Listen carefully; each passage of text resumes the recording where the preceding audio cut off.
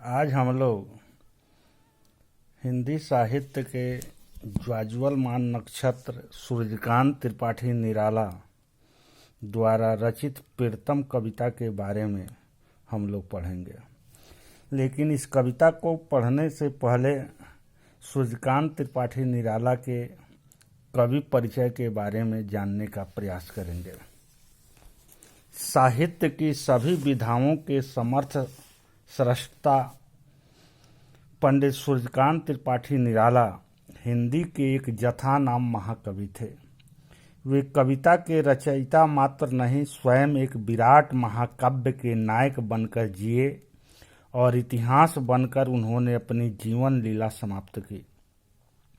निराला की तरह विलक्षण क्रांतिकारी, वज्रादपि कठोर किंतु मृदनी कुसुमादपि साहित्यकार किसी भाषा के साहित्य में कभी आया करता है। ऐसा लगता है कि किसी व्यक्तित्व की विशिष्टता को मापने के जितने भी पैमाने हैं, वे सब निराला के सामने पहुंचकर स्तब्ध रह गए हैं। इस दृष्टि से उनका उपनाम उनके व्यक्तित्व और कृतित्व का सबसे सही और समर्थ परिचायक है।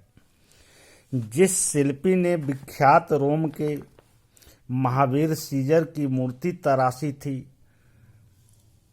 उसने लिखा कि वह कहीं देख पाता तुमको तो एक बार हिल जाती उसकी भी टाँकें।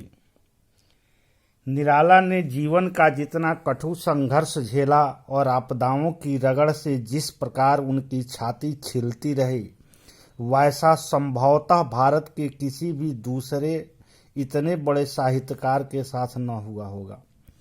कबीर के बाद उन्होंने ही जीवन में सबसे अधिक विरोधों के गरल का पान किया था, और आश्चर्य नहीं, इसलिए उनमें कबीर के समान ही अखंड आत्मविश्वास, रूढ़ियों के प्रति आक्रामक भाव और क्रांतिदर्शिता पाई जाती है। निराला का सारा जीवन सामाजिक कुरीतियों, अंधविश्वासों, मानवता को कुंठित करने वाली अर्गलाओं पर प्रहार करते बीता।